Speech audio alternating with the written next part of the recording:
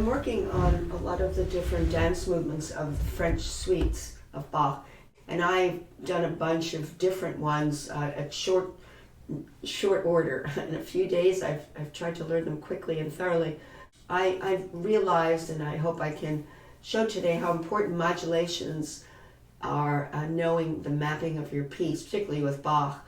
There's so many things you have to know. You have to know the counterpoint, the interaction of two voices in the Allemandes, two voices, like an invention, and the dialogue and the overlaps and the interactions. But you also have to be aware of where you are in the piece at any given time, what the composer is doing in his transit of harmony. It has implications for phrasing, of course. Now, with secondary dominants, they mean that the composer draws on the dominance of the key, but not the primary dominant necessarily. It's like in C major, the primary dominant would be G. And if you want to just do a close fit, nice voicing, you would do that. But if you're in C major and the composer wants to go to another key in C major, like let's say he wants to go to the relative minor, which would be A minor, he can build a dominant over that A minor.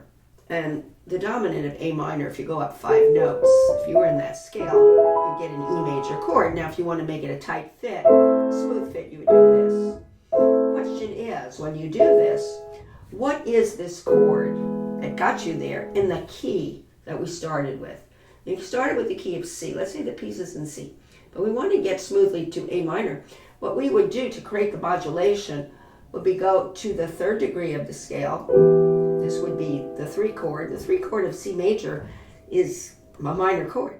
Because in C major, you can see these are the chords. This would be major, 2 is minor, 3 is minor, 4 is major, 5 is major, 6 is minor, 7 is diminished, and root again is major. So if he wants to get to the 6th chord and create a nice smooth transit out of the dominant to that key, then he would take that E major by way of the 3 chord and lifting the middle note to a major chord.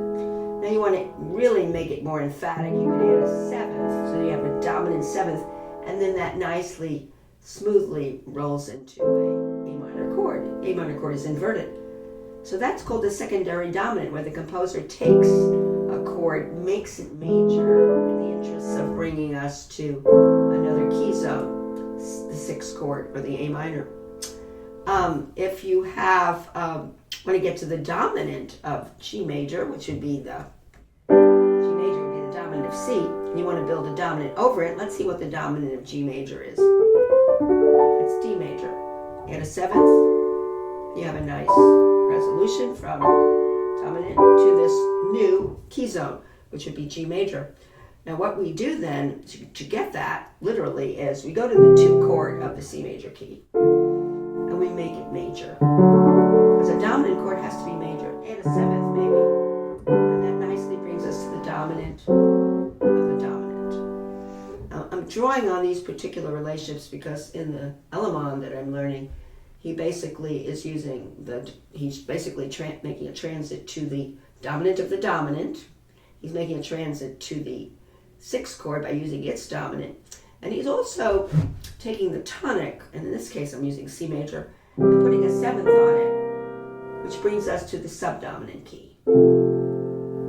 So if you take in any key like E major, which is the key of the Allemande, and you put a 7th on the tonic chord, it will nicely bring you to A major, which is the 4th chord of E major. Now you need to experiment with this and you need to practice it every day in different keys. You might start with C major and say, what you do is a dominant of the dominant. That means go to the 2 chord, make it major, and a 7th, and pull it in. That brought you to the dominant very nicely. And of course you would lean, if it's in a piece, and there's a juncture of a secondary dominant, you would lean on it and you would resolve it. Now if you want to go to the 6th chord again, you would go to the 3 chord, and you make it major, called the 3-7. And then it would pull you into the 6th chord. And if you want to go to the subdominant, I did that before, you could take the tonic and a 7th, and it brings you nicely to the 4th chord. Now sometimes when you get to these new chords in a piece, the composer doesn't stay in that key for very long. He might have a double identity for the chord that he's just gotten you to, the new chord, the new key zone. I'll give you an example.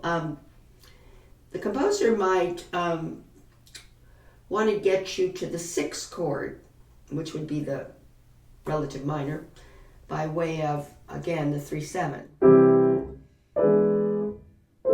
But then when he gets there, he really wants to actually use that as a pivot chord to another key. He gets to the A minor. He may get there, and he may want to make this A minor chord as a function of another key completely. It could be the 2 chord of G major. It can get us to there, and it can have a double meaning. It can have the meaning of being the 6th chord of the home key we just did, but it can also become the 2 chord to the 5 chord of G major. Means so it's maybe hard to understand, but you can have a double meaning of a chord. It can be one thing in the home key, and you got to it, to the 6th chord, and then it can suddenly become the 2 chord of another key, or any other meaning depending on the key. Now in the Allemande, the composer has these transitions. Now we're in E major, so we need to know for an E major how to do these secondary dominants. It's a little harder because you've got black notes and you have to know your chords. The first thing to do is play the chords of the E major scale, just to know what they are. Important. Now you say to yourself, I'm going to take the E major chord and I'm going to put a 7th on it, which brings me to the subdominant. Now I'm going to go to the 2 chord, which would have been F sharp, A, C sharp. I'm going to create a major chord now and a 7th, and it brings me to B major, which is the dominant of the key of E major. It's called the dominant of the dominant. That's how I got there. And then finally, the last one I did was the 6th chord and its dominant. So I'm in E major, so I'm going to go up to the 6th chord. And the way I get to that 6th chord as I take, which was minor, with the 3 chord, which was minor in all major keys, I'm going to turn it into a major chord, add a 7th, and here I am at the 6th chord. So, already got to be able to do that. And there are other things you can do. You can put secondary dominants on each one of the chords in this scale and create a dominant to that particular chord or that key, because it becomes the new key, it becomes the new tonic.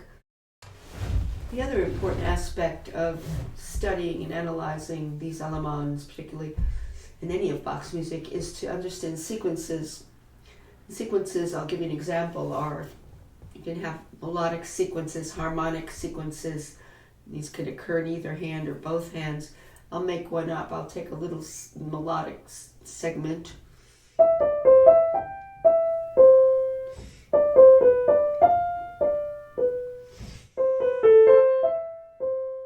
There we go. You can see I'm coming down. Now, musically, if I were doing a sequence, play more diminuendo. If I were coming down with a melodic segment in sequence, if it were going up, making up a piece of a scale,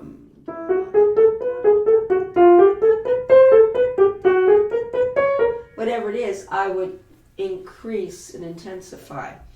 And this is what exactly happens in the Allemande. Besides having to know the mapping and the harmonic transit of the piece, you have to know about the sequences and how to interpret them and create intensifications going up and create evaporations going down. And that's very important to playing Bach. There's a lot of things. And then, of course, the interaction of these two voices. But what I'm going to do here is I'm going to show you where the composer does these modulations and where they're passing very quickly and where he stays for a while. In the first page, he pretty much has 2 basic keys. The E major, it's an E major, he has the tonic for most of the first 2 lines. However, he has a little tiny side trip for a moment, which is very poignant, into A major, which would be the subdominant. You get that by this. And remember, there's two voices, so you're not getting that thick harmony, but you still, with two voices, can fill in your mind, in your ear, what he actually means. He then uses C sharp minor a bit, that sixth chord, and he would go into the sixth chord by way of the 3-7, as I say. So that's how we would get. And you can go backward, 3, 2, 1, 7, 6, and see how you can count back 5 numbers, and that's how you got the 3-7 being 5 notes above and being a dominant of what's 5 notes below. So in that first page, he does go to C sharp minor, but C sharp minor, very briefly, has a double meaning. It becomes the 2 chord in B major because he's heading toward that B major key, because in these binary form Baroque pieces, they go to the dominant key by the time they get to the completion of section A. So that's what's going to happen. He's going to go to C sharp minor. He's not going to stay there. He's going to use that then as the 2 chord of B major. 2 chord, 5 chord. That's how I would play it with better voicing. So that's what you need to know for the first page. E major, I'm going slowly. Sequence, here it is. It's A major moment. That long, but back to dominant, primary dominant of E major, tonic, here, tonic. Now here comes that C sharp minor. I'm holding it down so you can hear it. So beautiful. And he did it by way of the 3-7 chord. 3-7 chord is that. And you can see that the phrase, how you phrase that, is going to be a little heartthrob there. And so that's why this is not mechanical stuff like, oh, I know the harmony and I can write it all out. It must have a relationship to phrasing, or else it's meaningless. So all the theory analysis is only as good as you apply it to the artistic expression of the piece. So I'm going to go back and again go to that same place.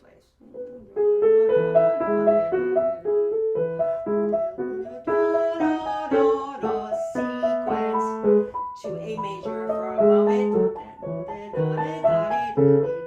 These are all sequences. E major, here comes the change. But he's in another key already. He's in B major. Now E major. C sharp minor. Back to the dominant of B major. The dominant key of E major. B major. Now for certain all the way through. Sequence is left hand and right hand. We're going up.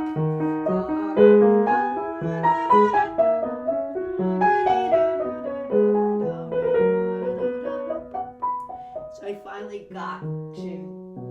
He's meandering in and out, but it is so beautiful. There was so many gorgeous sequences, and one of the most beautiful ones is its left hand. It's almost like a scale-like sequence. It's going up by steps. So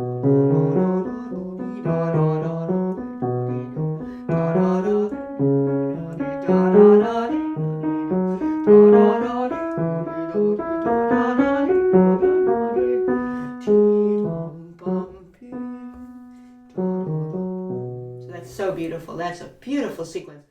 It's really, you hear the solfeggiated emotion here, where he has the fa, the sol, the la, the ti, do. Of course, you really want to be very definitive in making a crescendo through that. Now the other hand's doing sequence. Sequence. Sequences.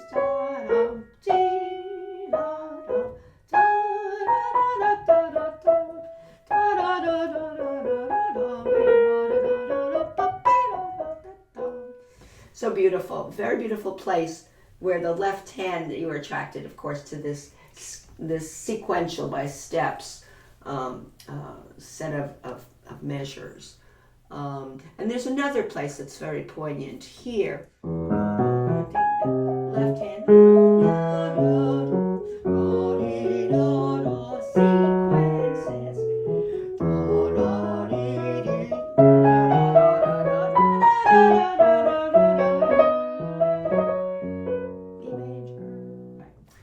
So that's a gorgeous place simply because of the way you will phrase that and group the notes.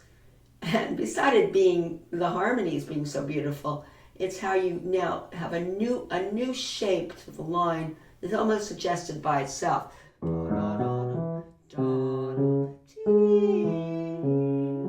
groups of 4.